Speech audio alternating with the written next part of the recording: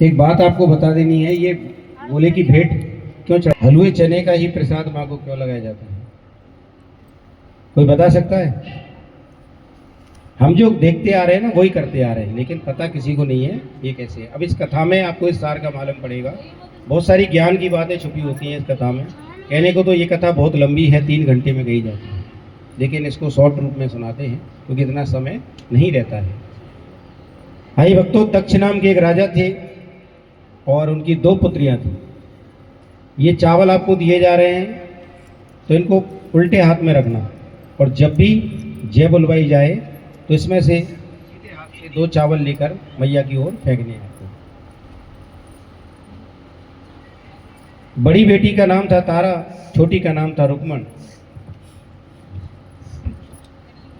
बड़ी जो बेटी थी तारा, वो मैया की सेवा पूजा बड़े प्रेम पूर्वक किया करती थी, बड़े विधि विधान से किया करती थी, और एकादशी के दिन व्रत रखा करती थी।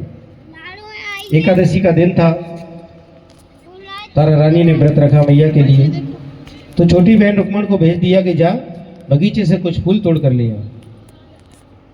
रुक्मण बगीचे में चली जाती है, फूलों को तोड़ तोड़ कर अपनी झोली में रखती जाती है। कहीं से एक फूल ऐसा आ जाता है उसकी झोली में जिस पर मांस का टुकड़ा लगा हुआ। ला करके वो जैसे ही तारा को देती है तो तारा की नज़र उस फूल पे पड़ जाती है, और तारा उसे देखकर गुस्से में आ जाती है। कहती है, बहन ये तूने क्या किया? आज के दिन तूने मांस का सेवन कर लिया, आज तू मांस खा के आई और तूने हमारे व्रत को खंडित कर दिया। तूने आज एक नीचों जैसा काम किया है। जा, मैं तुझे श्राप देती हूं, तेरा अगला जन्म जो होगा वो एक नीच कुल में होगा। बेचारी रुक्मण रोने लगी, कहने लगी, बहन मैंने जानबूझकर ऐसा कोई काम नहीं किया, ये तो कहीं से किसी पक्षी द्वारा मांस का टुकड़ा इस पर फूल पर लग गया है, और तूने बिना सोचे समझे मुझे इतना बड़ा श्राप दे दिया। अब तूने श्राप तो दे दिया, वो तो तू वापस नहीं ले सकती, लेकिन इससे मुझे मुक्ति कैसे मिलेगी ये मुझे जरूर बता के जाना।